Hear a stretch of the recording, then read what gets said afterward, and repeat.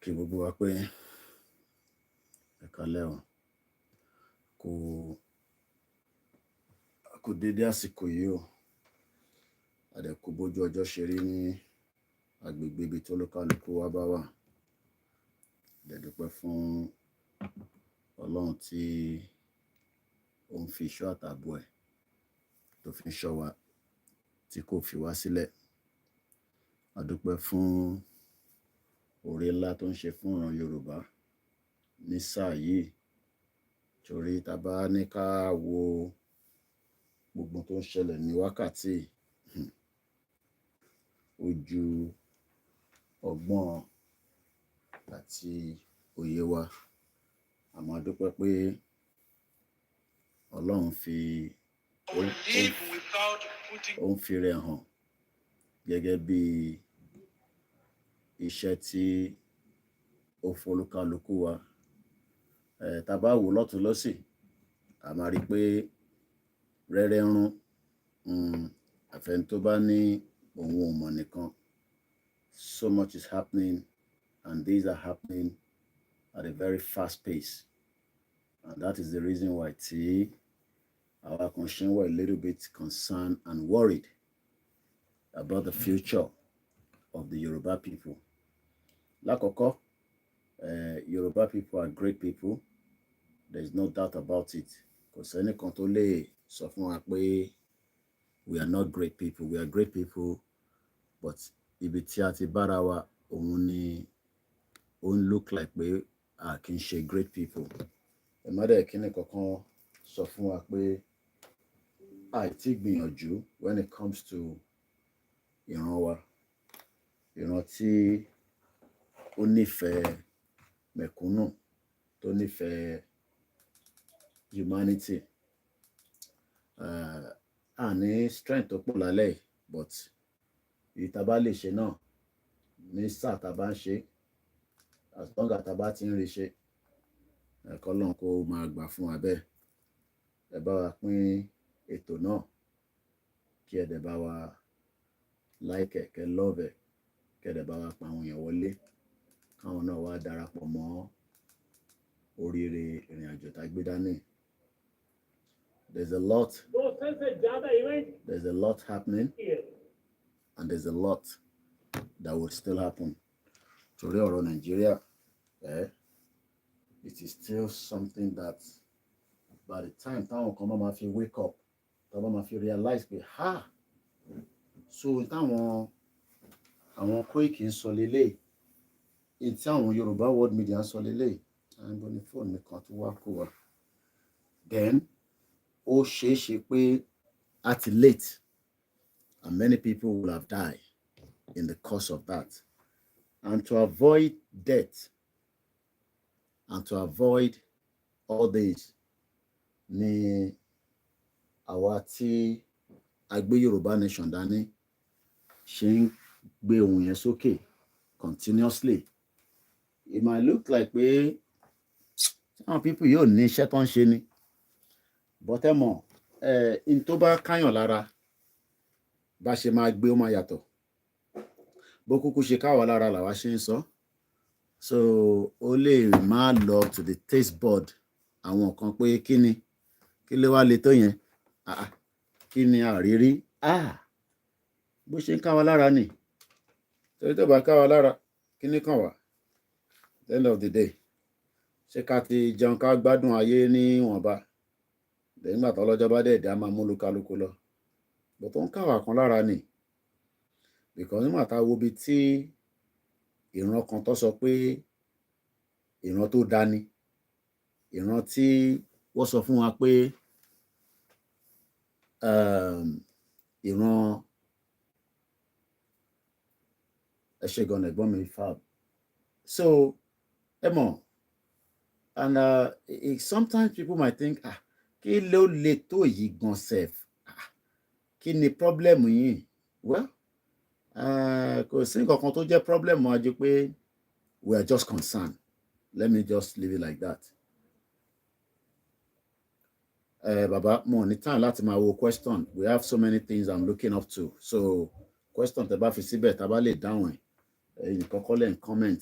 So we have multiple channel, and tá a bá ti dáhùn sí question, kò ní reason pé àti dáhùn sí, ìgbà míì mo lè má fi dáhùn sí. So I'm dealing with mo set up níbí báyìí, you know.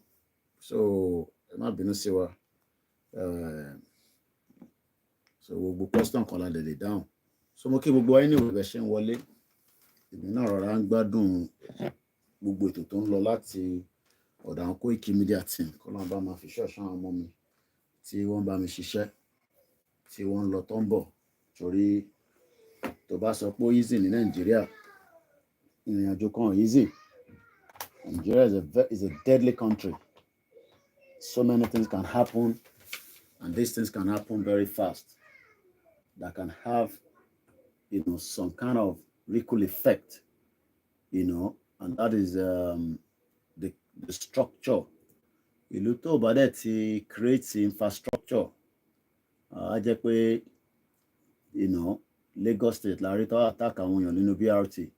So ká má tẹ̀ tí wàá sọ, á jẹ́ pé ṣènú ìbínú BRT ló ti attack àwọn kan. So that means anybody can also be attacked, you know, in any part of Nigeria, especially in the southwest. So bàbá dẹ̀ ń sọ fáwọn èèyàn, wọ́n á ní ṣe ló máa ní ká shut up. Wọ́n ní kí ló dé, kí ló ṣẹlẹ̀, kí ló le tó yẹn. They come up with all kind of manners of excuses, because you know Yorùbá like excuse, you know, like a excuse tó pọ̀. Ìtẹ́ kí gbogbo wa ká line sójú kan ká máa béèrè ẹ̀tọ́ wa. Ṣe ni báwa ṣe ń béèrè ẹ̀tọ́ yẹn, àwọn kan wá tún máa divert ẹ̀. And ẹlòmíì kan ṣe pé ó ń rí kankan jẹ nínú Nàìjíríà, but ó kọ̀ jẹ́ alátakò. Ẹ mọ̀ tí wọ́n bá dẹ̀ ti ná àwọn alátakò kẹ̀rẹ́, kò sí ètò kan alátakò. Alátakò yìí àwọn máa ń fi baṣẹ́ jẹ́ ni. Kò dẹ̀ ń ṣe léni ló ti ń ṣẹlẹ̀ bẹ́ẹ̀. It has always happened. But ìyàtọ̀ kan ni pé ó wà reduced at least with a lot of exposition.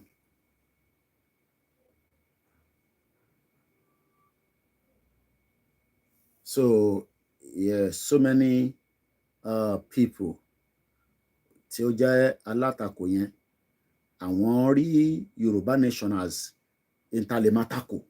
Ẹ jẹ́ àtakò wọn, ẹ jẹ́ ká takò wọn. Bí a bá takò wọn yẹn, kò ní sùúrù mo ní mo fẹ́ play nǹkan kan ni mo pause ni. So wọ́n máa rí wa gẹ́gẹ́ bí àwọn tó ipa. Ṣé lè yóò lock dáadáa ní kí ló dé tó wá ṣubú báyìí, kẹ́ má bínú.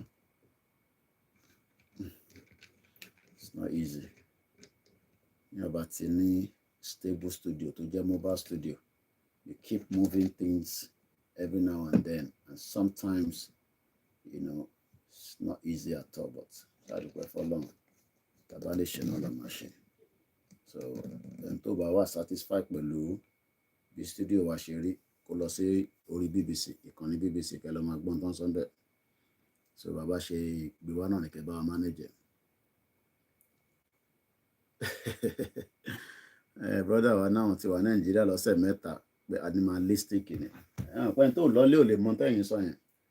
Pé diaspora mi kò lọ́lé, a máa ṣe analysis Nàìjíríà bí ìgbà tó yẹ pé ìlú òyìnbó ló wà. Àwa tó yẹ pé ojoojúmọ́ là ń communicate pẹ̀lú Nàìjíríà. Tílẹ̀ bá ti mọ́, kílẹ̀ ṣú, Nàìjíríà la fi ń bá sọ̀rọ̀. You know, ṣe báwọn tí mi sọ̀rọ̀ nísìn, kán máa sọ pé wọ́n wá hòtẹ́ẹ̀lì tó máa sùn sí mọ́jú láti lè fi charge equipment wọn. Ṣé bó ṣe jẹ́ kó rí nìyẹn?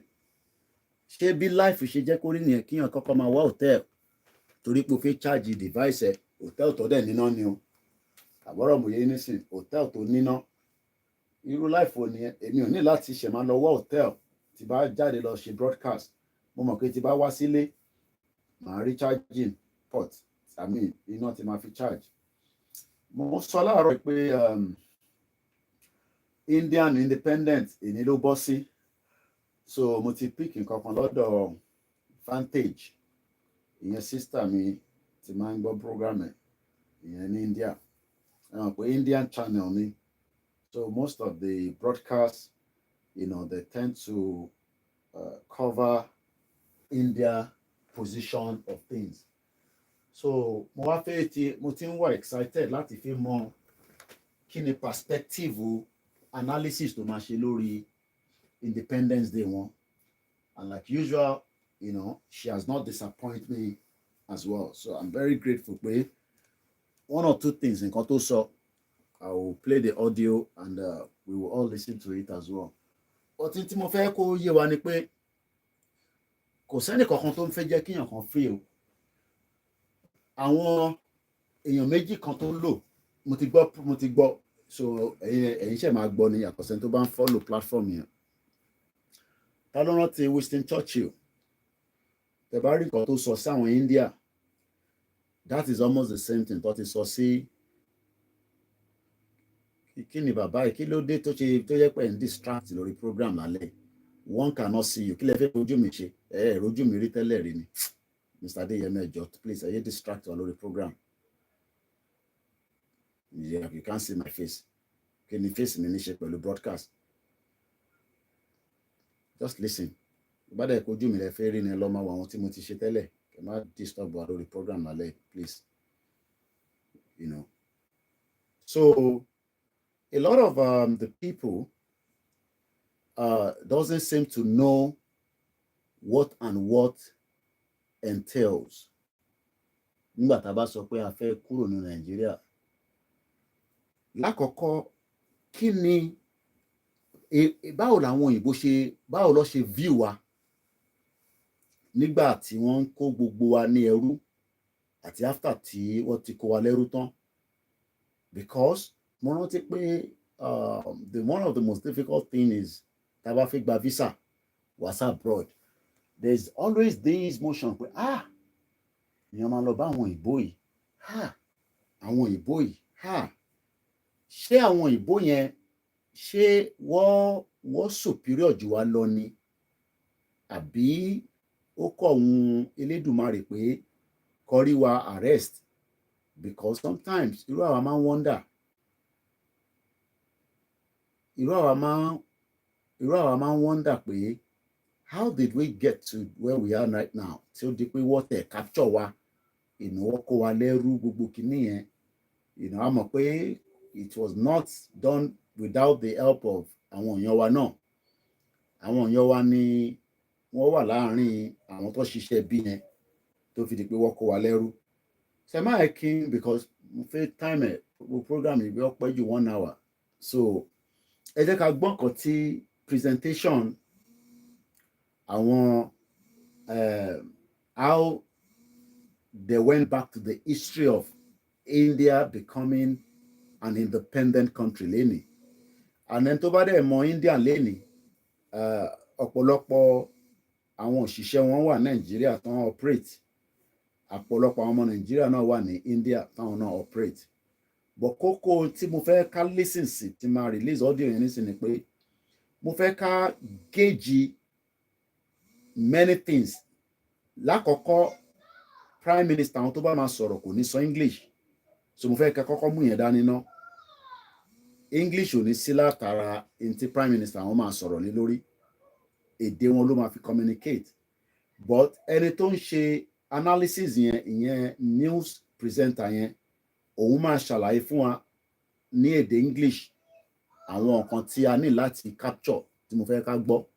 So mo fẹ́ ká farabalẹ̀, ẹ jẹ́ ká jọ gbọ́.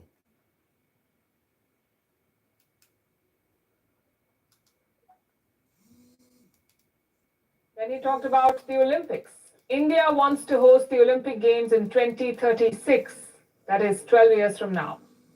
Bharat ने G20 को ऑर्गेनाइज किया, हिंदुस्तान के अनेक शहरों में ऑर्गेनाइज किया, 200 से ज्यादा इवेंट किए। पूरे विश्व में G20 का इतना बड़ा व्याप, इतना बड़ा कार्यक्रम कभी नहीं हुआ, इस बार हुआ। इसने एक बात सिद्ध कर दी है कि भारत में बड़े से बड़े कार्यक्रम ऑर्गेनाइज करने की ताकत है।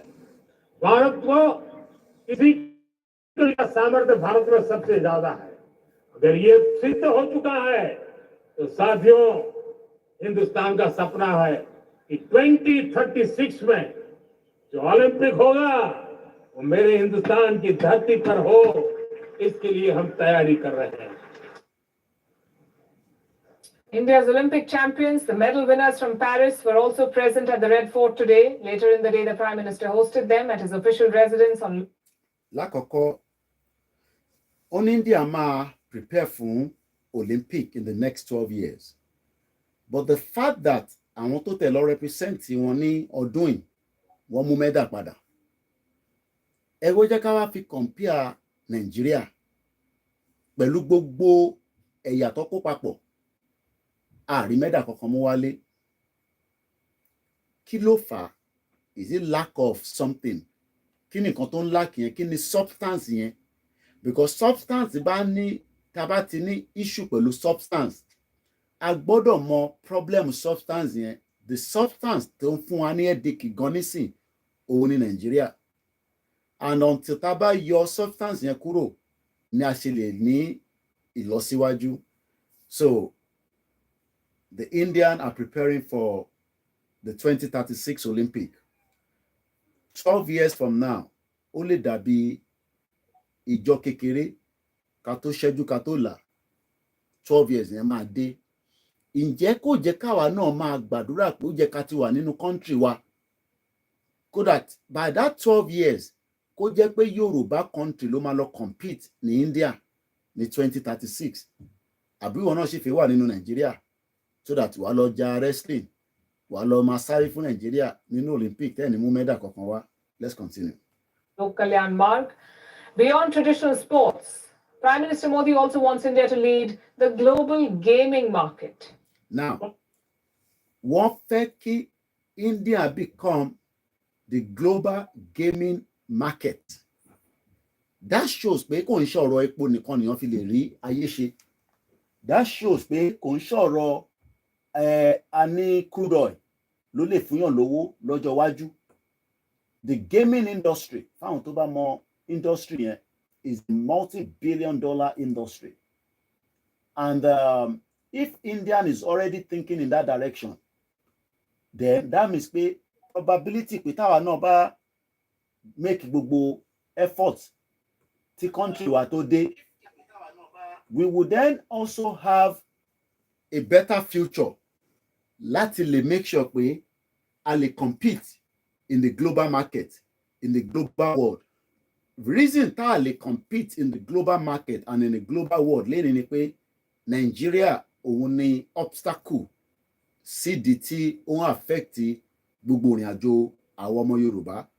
A sọ pé àwọn ọmọ ẹ̀yà tó kù sí tó kọ́ àwọn pẹ̀lú àwọn ẹ̀yà tó kù, àní ẹ̀yà tiwa ni ká kọ́kọ́ love, ká appreciate. Ẹ̀yà tó kù tó bá ń wọ̀n káwọn náà appreciate ara wọn.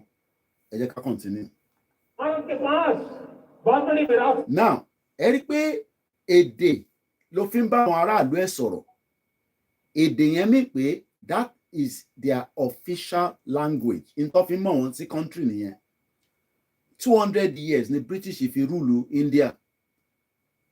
And yet, gbogbo tí wọ́n a sì máa gbọ́ débẹ̀ yẹn, mo kàn prepare mind wa because and I have to keep coming out and in because èmi kọ́ mo ní platform tí wọ́n. So, and bí YouTube ṣe lè understand it pé a ṣe copyright òun ni pé mo ń ṣe analysis lé lórí. Now, in tí mo fẹ́ ká máa understand ni pé gbogbo tó sọ nísìnyí àgbọ̀. Ẹni tó bá gbọ́ India nìkan ló lè ní ìtumọ̀ in tó ń sọ.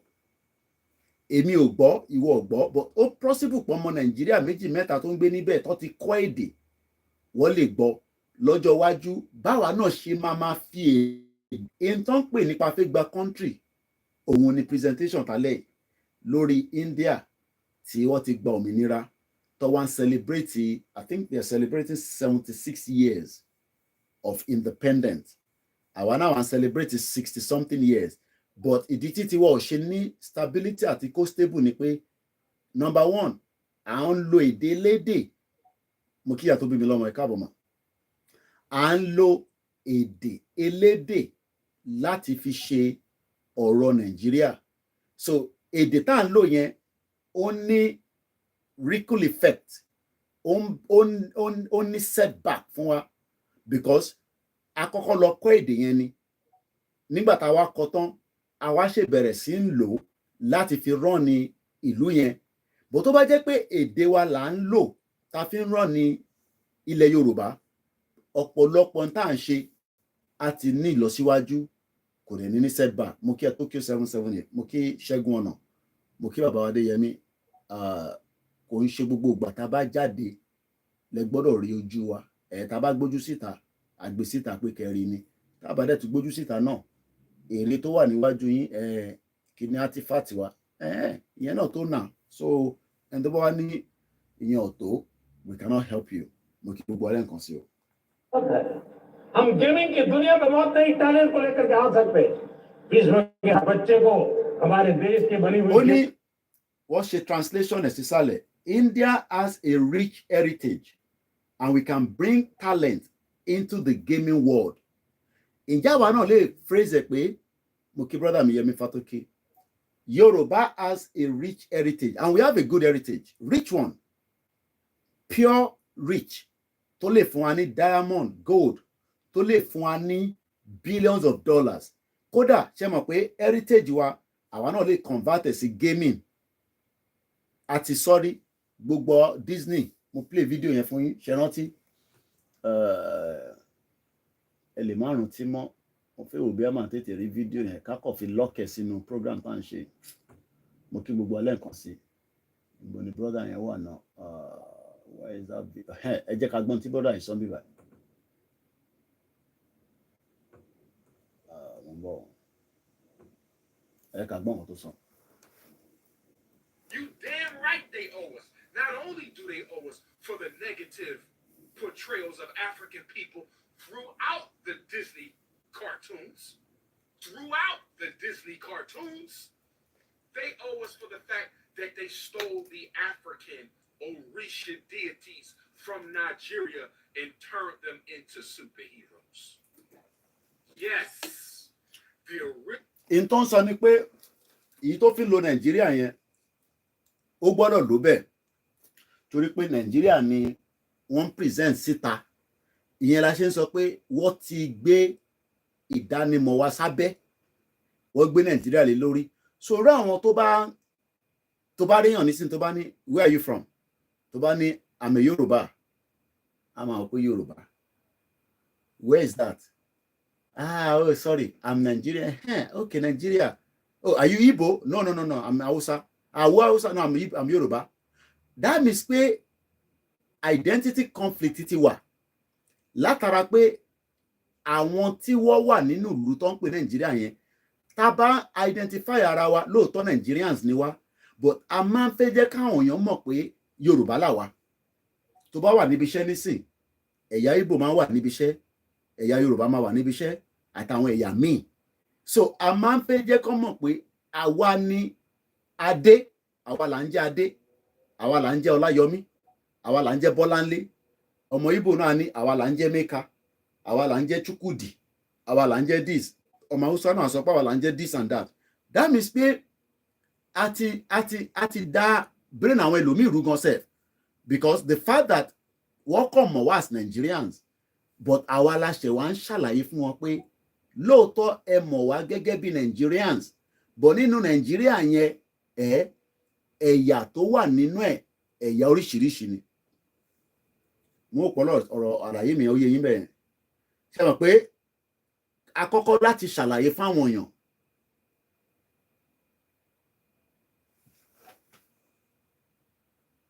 Mo ń bọ̀, ẹ má bínú, ẹjọ́ ayé ọmọ àlè kúrò kan sí máa fi tẹ̀ disturb wà lálẹ́ àmì time.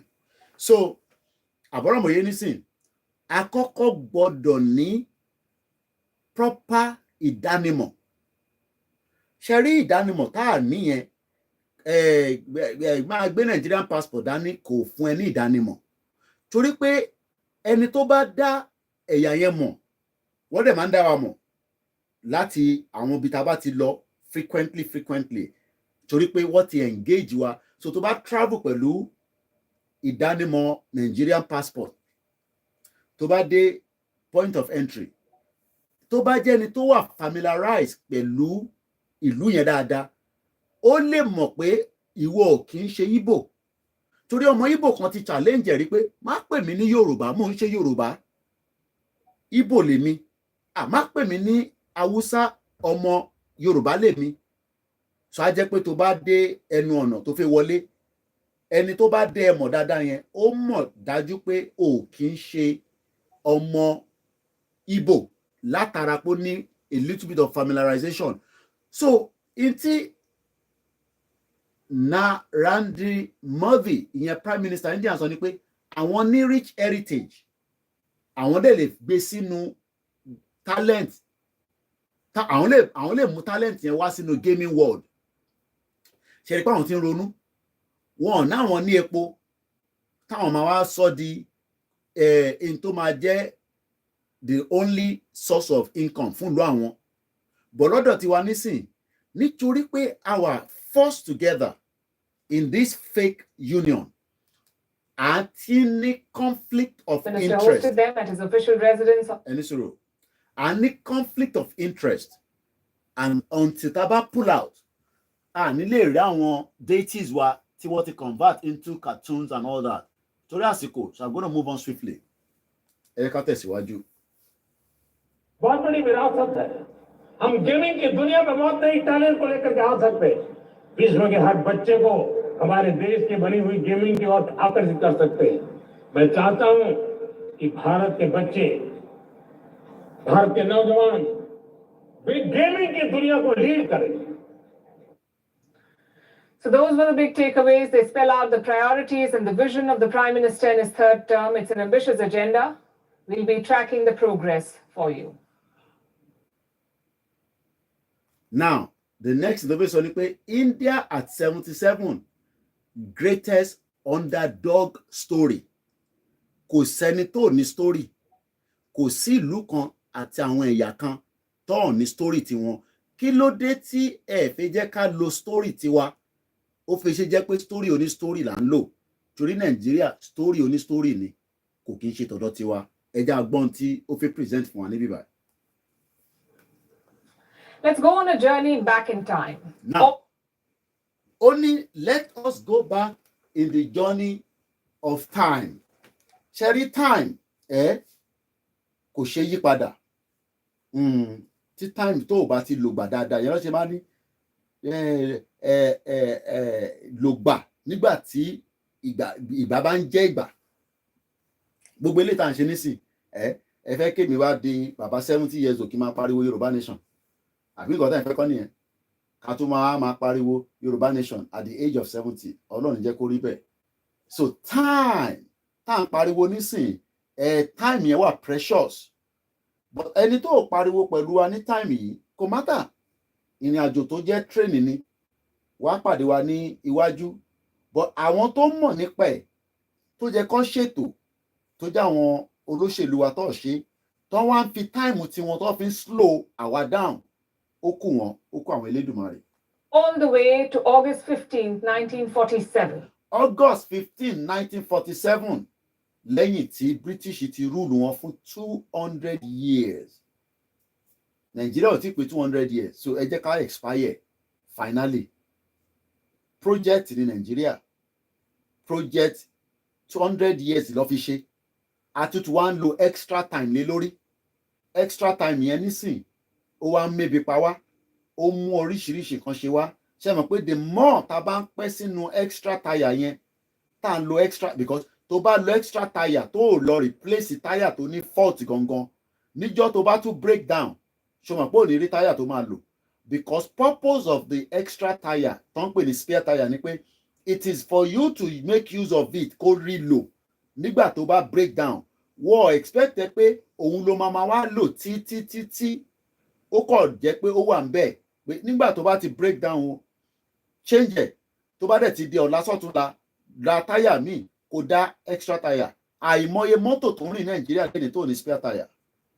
Àìmọye mọ́tò tó ń rìn nínú Nàìjíríà tó jẹ́ pé tẹ bá béèrè pé níbo ni spare tire wà á ní kí n má wọrí pé wọ́n á pàdé organizer tó ń bá lọ lọ́nà. Ẹja pa gbọ́ǹkan tó ń sọ níbí. I know we have grand images of that day, birth of a great nation, defiance against imperialism, and the awakening of an ancient civilization. But the reality was very different. The country had been dismembered. Communal riots had broken out in many parts. Ṣe rí pé kò ń ṣèní ni riot ti ń ṣẹlẹ̀. Communal riot has just erupted. látara pé àwọn tó ń sọ yìí riot tó ń sọ yẹn òun ló mú wọ nísìnyí lọ jókòó sí India torí ó rí pé ó bẹ́tà ju Nàìjíríà lọ. Àwọn kan ló jà ní 1947 August 15 which is today in history. But nísìnyí àwa náà níjà torí Ọlọ́run níjà jà a kò máa kúrò ní Nàìjíríà níbo níjà. But ní 1947 àwọn kan gbógun ti British pé kí ló dé kí ló ṣẹlẹ̀ gan ṣe ẹ̀yin lórí méjì ni ta lẹ́yìn gan níbo lẹ́yìn gan níbo lẹ́ ti wà ṣèbí tàn tá gbọ́ ni pé ẹ ṣeré wá síbí báyìí ni ẹ ṣe wá tó wá fẹ́ jẹ gàba lé wa lórí. Ìyẹn ló fa gbogbo riot tọ́nú ṣẹlẹ̀ níjọ́ náà lọ́hùn. Ẹni kú máa kú àwọn tó yeye. But after 77 years ṣe mọ̀ pé India ó ń tẹ̀síwájú ni. Ṣe rántí pé a sọ ní at the beginning pé wọ́n ní by 2036 12 years from now wọ́n máa host Olympic. Ṣe rántí pé wọ́n náà wọ́n ní rich talent táwọn lè convert gaming àti many other things tó ti ń ṣe bọ̀ àti tó fẹ́ ṣe.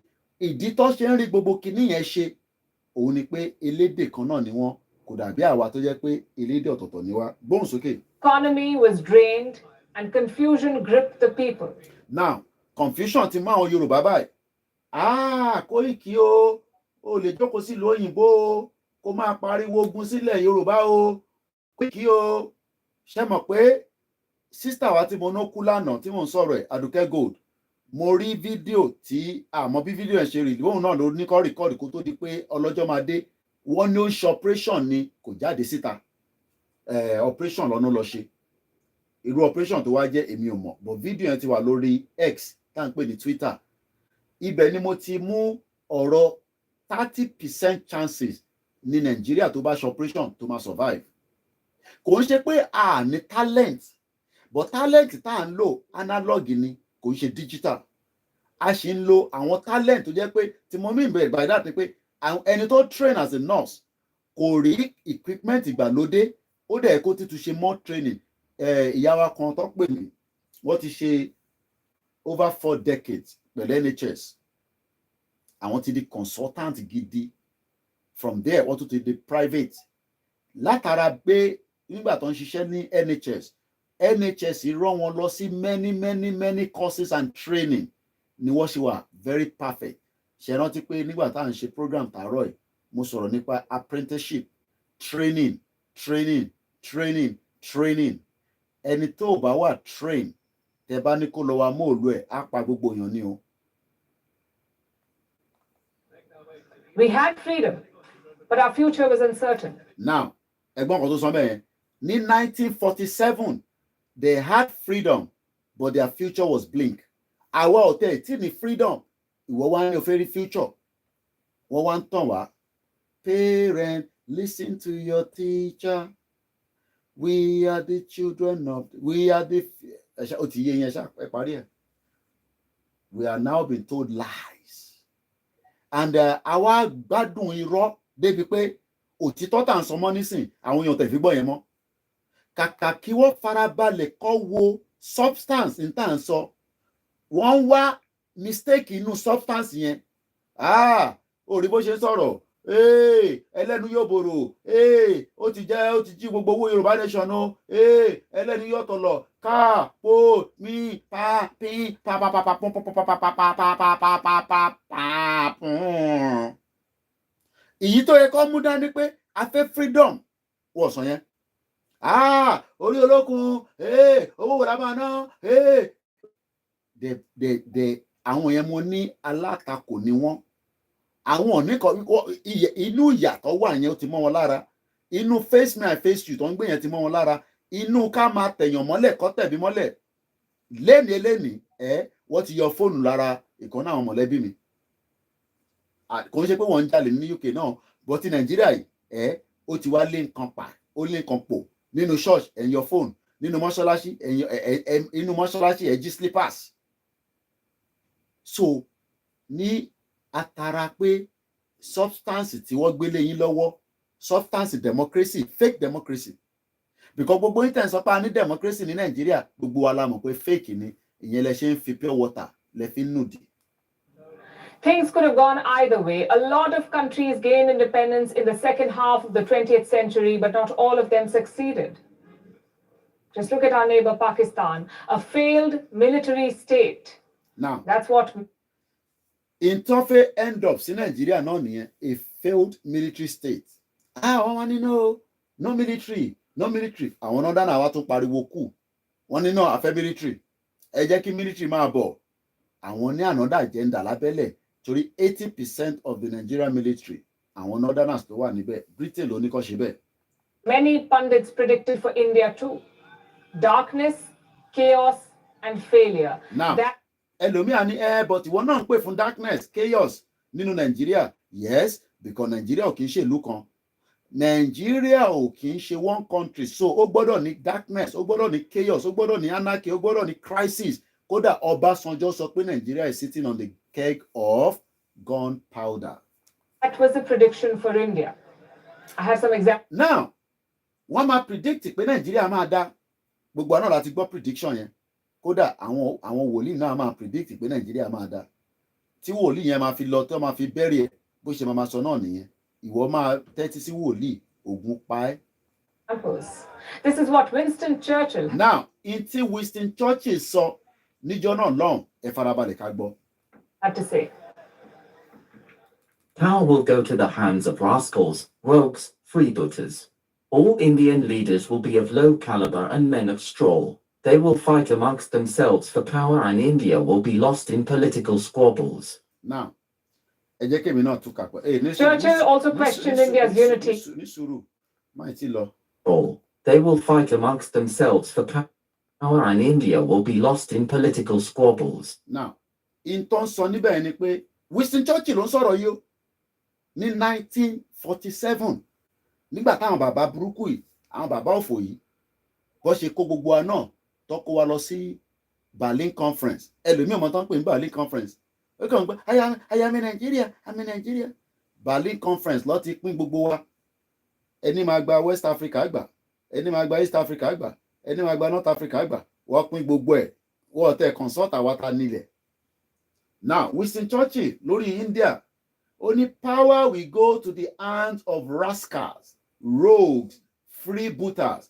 All Indian leaders will be of a low caliber and men of straw. They will fight amongst themselves for power, and India will be lost in political squabbles. Winston Churchill, former British Prime Minister. AI generated voice lolo èmi náà ti lo voice tèmi ibi tí technology ń lọ nísìnyí. Now jẹ́ ká wò sí ti Nàìjíríà báyìí. Ṣá lè sọ pé àwọn Nigerian politicians rascals ni wọ́n ẹ bá ń fi sínú comment section tó bá mú yes wá. Ṣá lè sọ pé àwọn Nigerian politicians rogues ni wọ́n tó bá jẹ́ pé yes ẹ bá ń fi sínú comment section. Ṣá lè sọ pé freebooters ni wọ́n. Ìdí tí ó ṣe rí bẹ́ẹ̀ ni pé àwọn Winston Churchill àwọn wà láyé nígbà tó ń ṣe gbogbo ọ̀rọ̀ ọmọ amalgamate wọn ní amalgamate Nàìjíríà gbogbo náà gbogbo lọ́jọ́ mọ́ pẹ̀ on behalf of the British Empire. But lẹ́ni nísìn ṣe ni ọmọ Yorùbá ń sọ pé mo kẹ́ easy pé àwọn tó ń lead wa wọ́n ń ṣe rascal lóko ìkìyè máa pè wọ́n ní rascal èèyàn dáadáa ni wọ́n kódà èèyàn náà ni wọ́n kódà mo kí bàbá wa Uthman mo kẹ́yìn tẹ́ ń wà láti gbogbo Ogun State mo wá sọ fún gbogbo ọmọ Yorùbá pé ṣe rí gbogbo ètò tá à ń tò tá fi ń polongo Yorùbá nation tá fi ń ṣàlàyé fún yín mo tún mọ̀ tó lọ gbélé jáde ni torí pé many of you àgbọ́yé kò yé wa dáadáa mo kíyà wa Sédíò Adéfúnkẹ́ ẹ káàbọ̀ sórí ìkànnì wa mọ̀ àní pẹ́ lórí ètò yẹn lálẹ́ torí ìnà àti busy látàkọ ẹ ṣe gan bàbá mi fà wọ́n ní gbogbo ẹ̀ ló mú yes wá. Àníṣe Winston Churchill mo kí gbogbo èèyàn olólùfẹ́ wa mo kí Ọ̀túnba mo kí gbogbo yín lẹ́ẹ̀kan sí ọ̀rẹ́ ṣe ń wọlé lọ́tún lọ́sì bàbá mi Abbey Dairo wọ́n ní gbogbo ẹ̀ ló mú yes ó dà bí a kì í tún sọ lẹ́ẹ̀kan sí ṣé a lè sọ pé àwọn olóṣèlú ilẹ̀ Yorùbá ká tẹ̀ sọ pé àwọn tàwọn Ìgbò àtàwùsá ṣé rascals ni wọ́n ṣé rogues ni wọ́n are they freebooters because gbogbo wọn pátá but kí ló dé títí India tó turn around ibi tí mo fẹ́ ká lò nìyẹn ṣé mọ̀ pé Winston Churchill ní power will go to the rascals, àwọn Indian ló bá sọ̀rọ̀ yẹn o, rascals Indian, rogues Indian, freebooters Indian, and all the Indian leaders will be of low caliber and men of straw. Nàìjíríà ló lè sàn yẹn fún. Ó ṣe mistake ni, torí pé àṣìṣe tó bá ni pé kò mọ̀ pé elédè kan náà làwọn Indian wá gbọ́ síra wọn lẹ́nu. Lóòótọ́ wọ́n ń ṣèjọba níbẹ̀.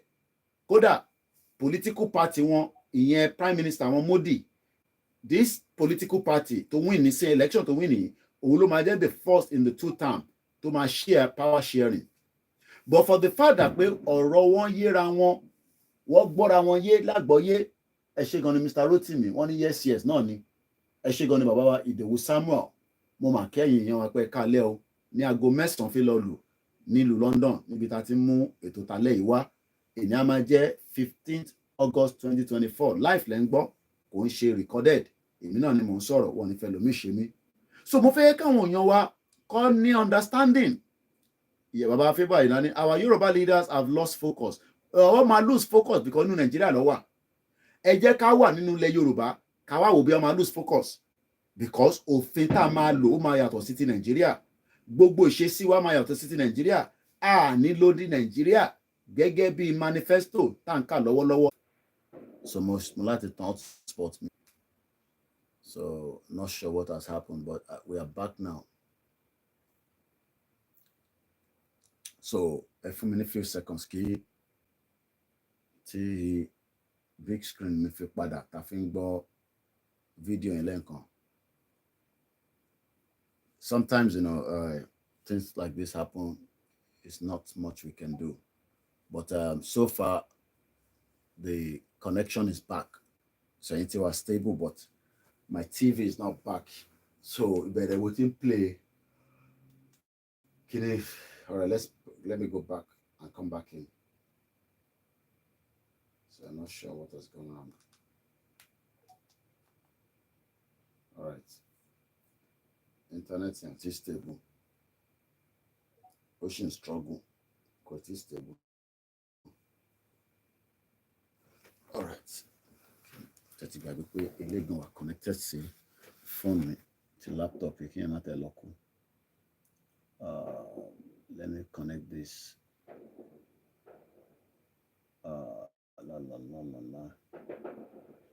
Not sure what has gone wrong. Àwọn tó yin níta ti lọ kọlu kébù nísàlẹ̀ náà lẹ́kọ̀ọ́. Strange. Mo kí gbogbo ọlẹ́ǹkan sí. No, the channels on the YouTube are fine because I'm using the hotspot.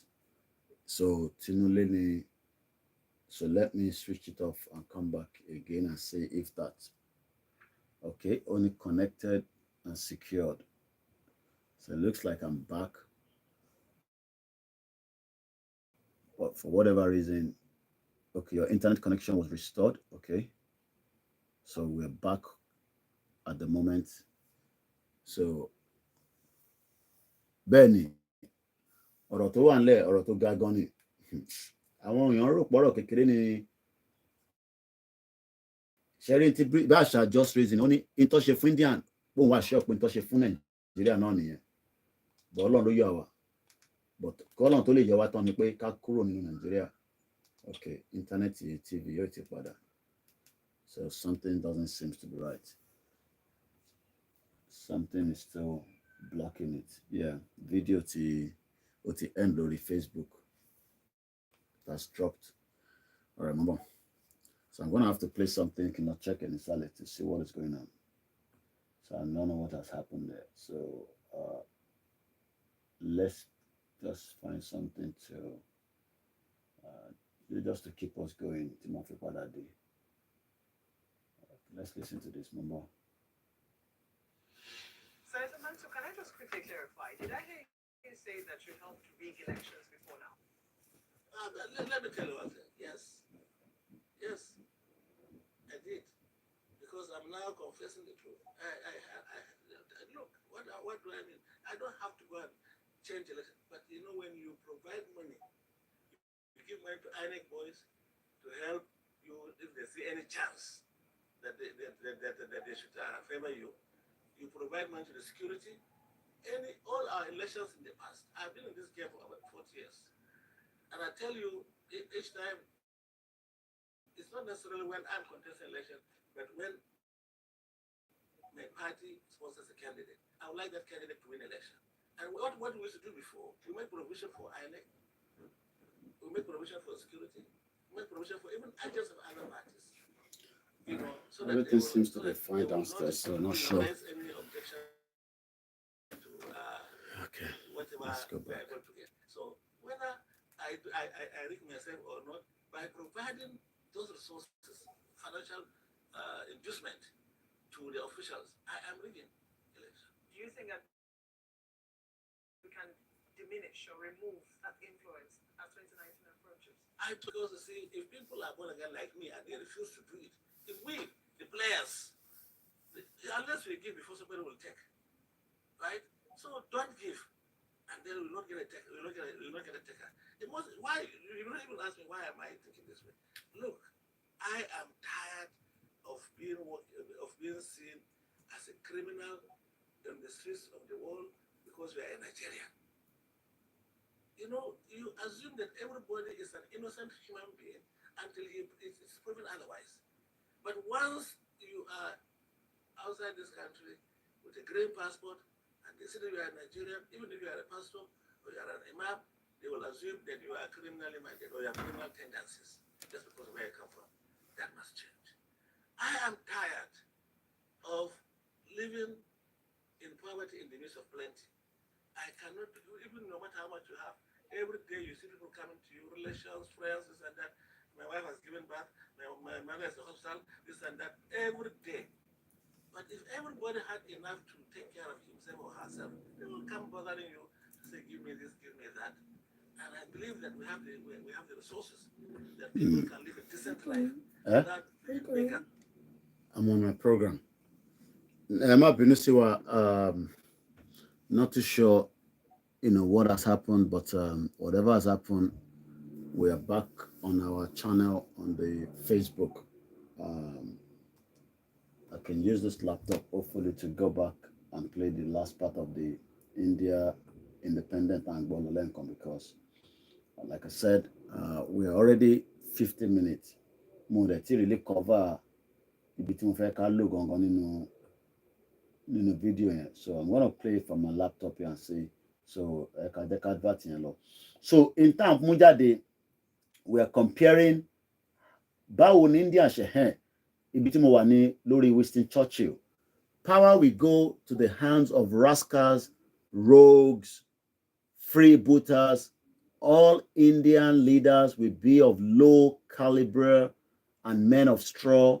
They will fight among themselves for power, and India will be lost in political squabbles. That is the view and what Winston Churchill said in 1947. And you can now ask yourself, is that the same thing? Don't play low in Nigeria. Is that the same game? Rascal, rogues. British rogues ni àwọn tó ń run in Nigeria, but yet they refuse to intervene because ó favor àwọn náà one way or the other. And the question is, for how long more can we live in denial? Ṣé kò ṣe pé something needs to be done? And tabani something needs to be done. What exactly do we mean? So I can go video and that to be back. Churchill also questioned India's unity. He said India is no more united than the equator. Now, the word unity is very, very important. Just raising old Indian to how to break down in the major ethnic nationalities. Until date, they're still breaking down further and getting stronger. Only one ever in the unity. Western leaders predicted that Indian democracy would not survive. Look, Thomas, I think, hey, we are now 25 years uninterrupted democracy. Democracy yẹn kò ń ṣe fún gbogbo wa o. Kò represent ọmọ Yorùbá kankan.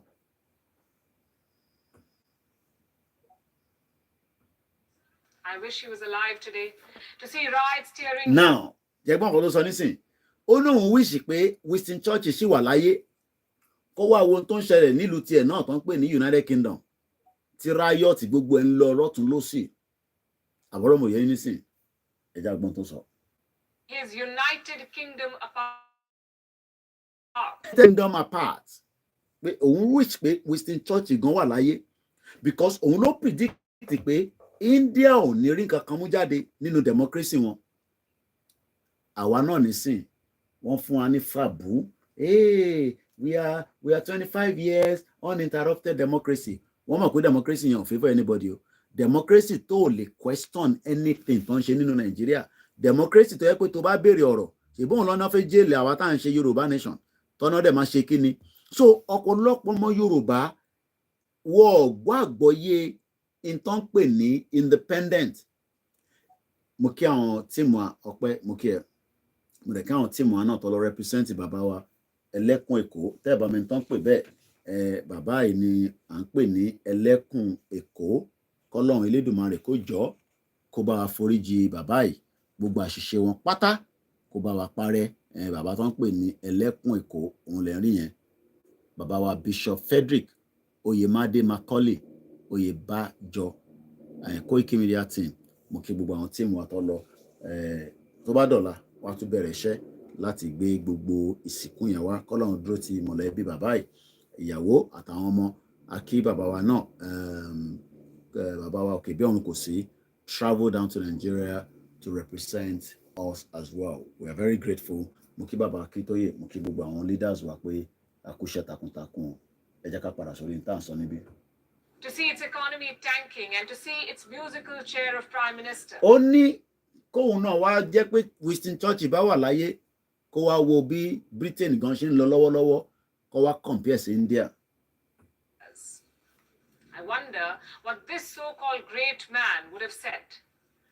In America, the opinion was the same. Kò ń ṣe Winston Churchill nìkan ló sọ̀rọ̀. Gbogbo wa máa fẹ́ràn Amẹ́ríkà. Amẹ́ríkà o, Amẹ́ríkà o, Amẹ́ríkà o, Amẹ́ríkà o. But níjọ́ náà lọ́hùn, Amẹ́ríkà náà sọ tiẹ̀, èèyàn kan náà wà nínú àwọn Americans tó ní democracy India yìí, ẹja àgbọ̀n tó sọ kó má jẹ́ pé mi mò ń sọ. Harry Truman was president back then. Wọ́n pe arákùnrin kan ní Harry Truman, wọ́n náà ní president níjọ́ náà lọ́hùn ní 1947 ní Amẹ́ríkà. Kí ló ní sọ sister mi? To what he said. I thought India was pretty jammed with poor people and cows wandering around the streets, witch doctors, and people sitting on hot coals and bathing in the Ganges. But I did not realize that anybody thought it was important. Ẹ wo bí ó ṣe bó ṣe classify India. Ọlọ́run ó dá kíyàn gbọ́ history. Tí obìyàn bá gbọ́ history àgbọ́yé dáadáa, kò ń jọ àwa lójú ẹ̀yin tẹ́ ń tako ẹ̀yin alátakò, ẹ̀yin máa tako tí ní pé kẹ́kẹ́ tako Yorùbá nation. Ìwọ ọmọ Yorùbá ń tako Yorùbá nation. Wọ́n á tako Yorùbá nation. Wo bí wọ́n ṣe bí Truman òun ni president America ní 1947. Ẹ̀gbọ́n kan tó sọ because AI generated voice ló lò lẹ́ǹkan. Èmi máa wá sọ pẹ̀lú English Africa tèmi. I thought India was pretty jammed with poor people and cows wandering around the street, witch doctors and people sitting on the hot coals and bathing in Ganges, but I did not realize that anybody thought it was important. Ṣé ojú tó sì fi ń wò wá náà ní sí kọ́ ní àbí? Ṣé ojú tí àwọn arákùnrin tí wọ́n ń pera wọn ní Americans, German, France, ojú wo ló fi ń wò wá? Ṣé rántí pé Senator Mantu ní when you go outside, everybody's classified the same. Ẹ mọ̀ dí because wọ́n mọ̀ yàtọ̀ láàrin wa. Where are you from Nigeria? Ọkọ̀ gbogbo àpapọ̀ nìyẹn.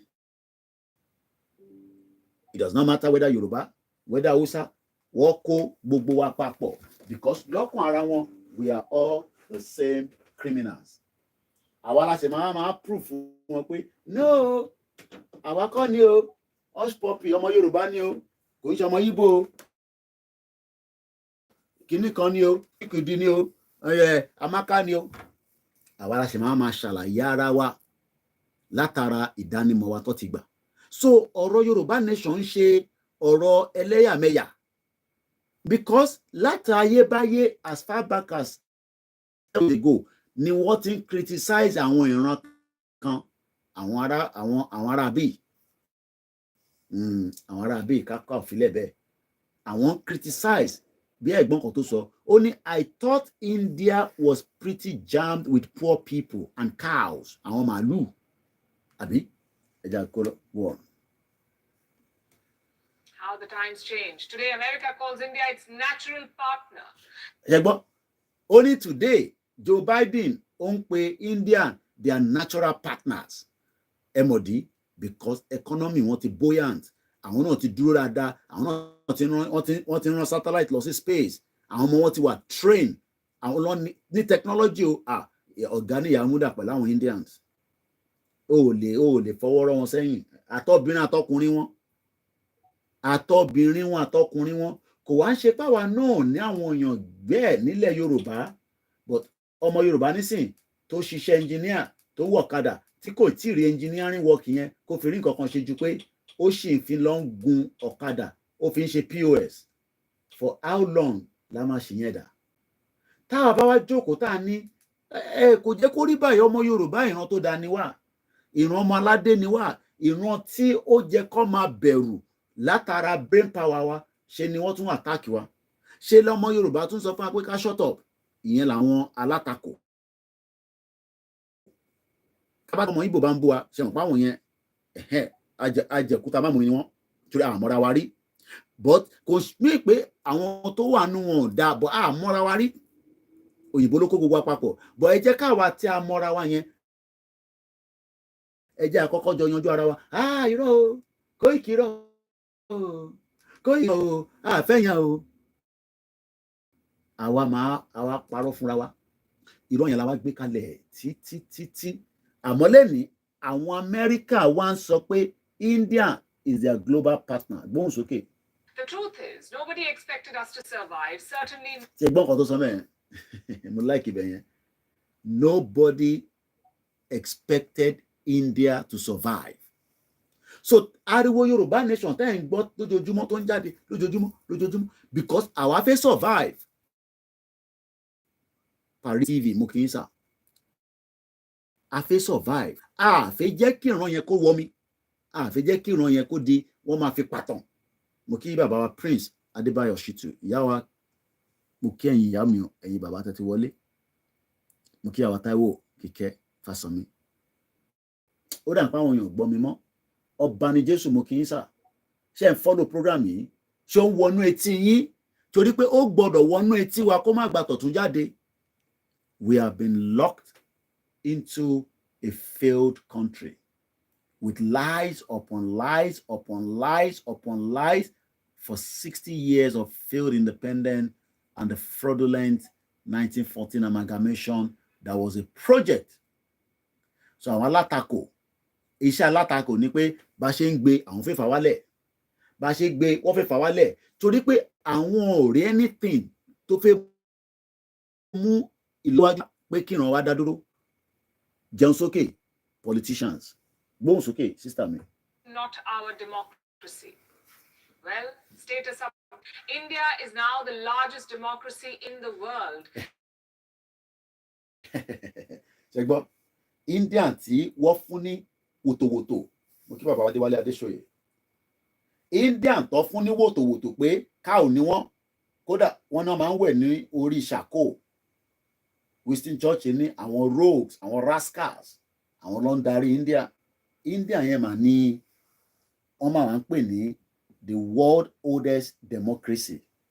Látara pé wọ́n dúró, iṣẹ́ ń lọ, bó iṣẹ́ tó ń lọ lọ́dọ̀ wọn ó bọ́ sí látara ìgbà mélòó? Òkú tó bá ti kú ó gbọ́dọ̀ sin ni. Obituary Àdùkẹ́ Mọ́rọ́nkọ́lá Àjàyí aka Àdùkẹ́ Gold ọmọ 1988 tó jáde láyé bí ọjọ́ méjì sí ọjọ́ mẹ́ta lénìí, wọ́n máa sin ní ìsìnkú máa wáyé ní next week Wednesday, funeral arrangement, candle of light Thursday. area kìíní kan ìjọ Friday lying in state òdìgbére ó di ojú oorun máa sọ pé ò fẹ́ country o àtẹni tó fẹ́ ìrànwọ́ ò ní parẹ́ bọ̀ gbogbo àlàwà máa parẹ́ torí ẹ̀yin alátakò lẹ́yìn kẹ́yìn tí ní pé kẹ́ ṣàtakò Yorùbá nation èyí tí wọ́n máa fi fẹnu sọ dáadáa ó fẹ́ máa fẹnu sọ Nàìjíríà tí British create ṣé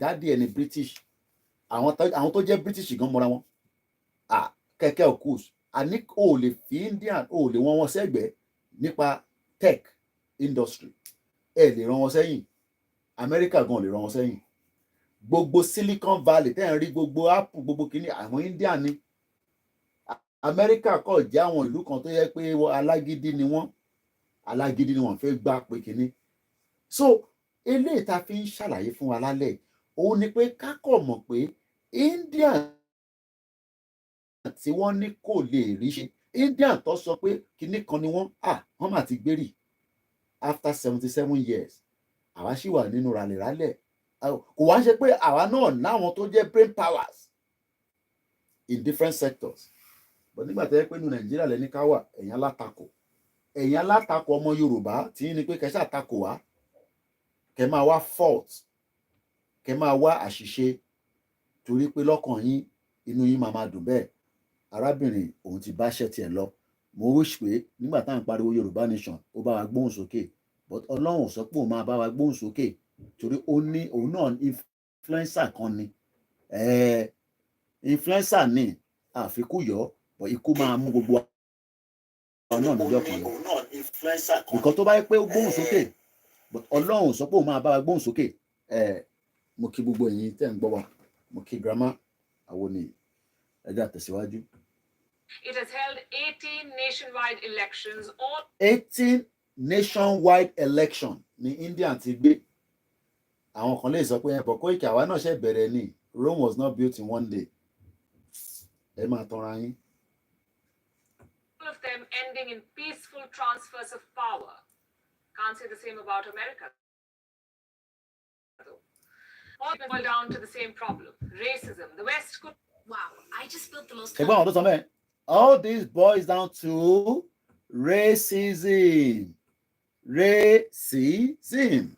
Ẹ rántí sister wa tí mo ní ó ń ṣiṣẹ́ àmì táwọn àmì sọ pé wọ́n padà san owó fún mo ṣe fídíò yẹn lè play tán níjọ́ náà tí mo ṣe program yẹn mo láti end ẹ̀ nígbà tí mo tún rántí ọ̀rọ̀ tó ló lọ parọ́ tilé gbóhùn sókè. If democracy was even possible, let alone that it could have logical policies. Take non-alignment, for instance. India refused to take sides. Again, Washington was enraged. Their top diplomats called it immoral and evil, a sign of weakness and lack of foresight. That's what they called it.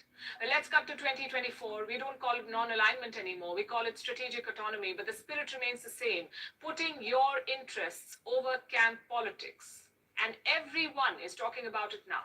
The EU wants strategic autonomy, France wants strategic autonomy, Brazil, Japan, Turkey, all of them want strategic autonomy. So much for lacking foresight. But India was not demoralized by this criticism. Our leaders... Now, we like ọ̀rọ̀ tó ń sọ bẹ́ẹ̀. Ṣáwa ti wà demoralized. Yorùbá nation yìí o, ẹnu máa dé lánàá, kò dé lánàá, ẹ ti wà demoralized. Ẹ ti wà, mo kí sister mi Juliet. Ẹ ti wà demoralized, àdẹ gbọ́dọ̀ wà demoralized torí pé iṣẹ́ tó ń tẹ̀síwájú sì ni ìrìn àjò tó sì fẹ́ lọ bọ̀ àgbàdúrà pé kó lọ ju bó ṣe yẹ lọ pé kó má pẹ́ mọ́. So role wo ni wọ́n máa play, role wo lèmi máa play bó ṣe rà wá náà tó kò sí we are human being but kò wá di pé ó rẹ̀ wá báyìí ká máa rẹ̀ lè tú jáde bó tẹ̀ jẹ́ fún díẹ̀ wákàtí díẹ̀ 1 hour la fẹ́ ṣe àti lọ over 1 hour because tíyàn bá ń ṣe àlàyé lórí fídíò kan a gbọ́dọ̀ ṣe kó yé yín dáadáa. Ẹ rántí pé president méjì wọ́n condemn India náà mà ló ti wá di in the tech industry ẹ lè rọ wọn sẹ́yìn in medical àwọn náà ti ń ṣe equipment ṣe mọ̀ pé àwọn náà ní nuclear warhead wọ́n ní lọ́wọ́ gbóhùn sókè. Put their head down, and brick by brick, they built a new country. Ṣé gbọ́ bẹ́ẹ̀? Brick by brick bá ṣe máa build Yorùbá country yẹn. Brick by brick. Kò ń ṣe Nàìjíríà 419. Kò ń ṣe Nàìjíríà jẹun sókè. We will build Yorùbá country brick by brick. Àwọn ọkọ̀ máa níjà olóhùn abọ́ sí tẹ́ máa fi build ẹ̀. Indian ti ń build tiwọn lọ báyìí. Kódà Amẹ́ríkà ò lè fọwọ́ rọ́ wọn. Tó bá ń sọ̀rọ̀ ìlú lágbàáyé, wọ́n gbọ́dọ̀ mú ti Indian mọ́. Tó bá ń sọ̀rọ̀ ìlú lágbàáyé, má dárúkọ Nàìjíríà o. In 1947, India was supposed to be a basket case. Today, it's the next big thing. Ṣùgbọ́n ọ̀tọ̀ sọ bẹ́ẹ̀ ní 1947 kò sẹ́ni tó lè sọ fún wọn pé ní 77 years after it will be a country of joy, pride. Gbogbo reason tó ṣe work òun ni pé lédè kan náà ni wọ́n. Lóòótọ́ àwọn náà ní internal crisis but kò dàbí ti Nàìjíríà. Bá a bá kúrò ní Nàìjíríà bá ṣe máa lọ nìyẹn. Tábà ti sọ̀rọ̀ díẹ̀ sí a máa mẹ́tò ìwásílẹ̀ kàlẹ́ tún ní strength fún tọ̀la lágbára Ọlọ́run. World power in the making. Just look at some of the key indicators. In 1947, India's life expectancy was 32 years. Today, it is more than 70 years. Tí bá ń sọ̀rọ̀ life expectancy, ṣe lẹ́ lómi máa ń rò pé máa ń ṣépè fún ọmọ Yorùbá. Mo ní ẹ̀ ní survive dé 52 years. Ní 1947, life expectancy India. Ní 2024, their life expectancy is 70 years old. Literacy in 1947 was 20%. Literacy lẹ́ni is 77%. Gbóhùn sókè. Literacy was less than 20% in 1947. Today, it is more than 77%. India's share of the global GDP was just 3% in 1947. It is now almost 10%. We had just 20 universities at the time of independence. Today, there are more than 1,100. Ọlọ́run, báwo ni èèyàn ṣe lè ṣàlàyé fún ọmọ Yorùbá àwọn alátakò? Ẹ̀yin alátakò tí wọ́n máa rán ẹ lọ sí north kí wọ́n lọ kàwé ní north, wàá pọ̀ ọmọ Haúsá wá sí south west. Wọ́n wá ní wọ́n ń ṣe NYSC, wọ́n fẹ́ ká unite, wọ́n wá rán ẹ lọ sí Bìdà, Fúlàní akọ̀ pa ẹ́ lọ́nà. Àìmọye àwọn tó ti pa bẹ́ẹ̀ tó padà wálé. Àìmọye àwọn tó dẹ̀ lọ tó padà. Torí brother mi kan NYSC lọ́nà bá dé Kánò. Mo ní ṣe ọmọ Kánò lẹ́fẹ̀ẹ́ ni wọ́n ní náà. But ó dárúkọ nígbà tó ọmọ Yorùbá tó náà fẹ́fẹ́ wọ́n níyàn fáwọn ọmọ. Wọ́n ní life expectancy in 1947 in India was 32%. As at today, 70%. Literacy one was 20% in 1947. As at lately, is 77%. Share of global GDP 3% in 1947. Lately, ó ti di 10%. One in 1947. Bí bàbá lè wé tó táwa náà bá ti ní mọ́sítì yẹn ní gbogbo wọn lọ ń gba lọ ní kẹwàá máa wọlé sí private university. Private university yẹn lẹ wá ń lọ wọ́n wá damage gbogbo public university. Ọmọ tálákà wá lọ sí university wọn ń ta wóróbo lójú títì. Wọ́n ní India ní 20 university ní 1947. Lẹ́ni wọ́n ti ní 1,113. Let's finish it up. Look at foreign exchange reserves. We had just $1.8 billion in 1950. Today, In 1951, that's about 9 years before the fraudulent independence of Nigeria. The foreign reserve to India in 1951 was 1.82 billion US dollars. As at Lenny, in 2024, one is 648 billion US dollars in reserve. Ǹjẹ́ wọn náà ronú sí pé tí ìran Yorùbá bá dé, kò ń ṣe pé a máa ní country a máa lọ máa sun, no. Brick by brick la máa fi tò. Létò tó máa ní ripple effect. Bọ̀ kò lè yá àwọn alátakò kò fi gbọ́ gbogbo eléyìí tí ẹ ní pé ọ̀rọ̀ bí apalọ̀, ọ̀rọ̀ bí tẹ́ ti ń mu àgbo tẹ́ fi ń jẹ pọ̀nmọ́, ọ̀rọ̀ bí tẹ́ ti ń ṣe ṣìnà, ọ̀rọ̀ bí tí ayé yín ti bàjẹ́ tẹ́ jókòó sábẹ́ igi òróǹbó. Táwọn tó wà ní diaspora wọ́n fẹ́ control wa ní wèrè, bomb bastard. ta ló ń control yín táwa là ń control yín àbí àwọn yáyí àwọn olè Dàpọ̀ Abíọ́dún gbogbo wọn wọn náà ti seize Nigeria neck mo tẹ̀ fẹ́ lọ́bẹ̀ lálẹ́ mo ní strength yẹn lálẹ́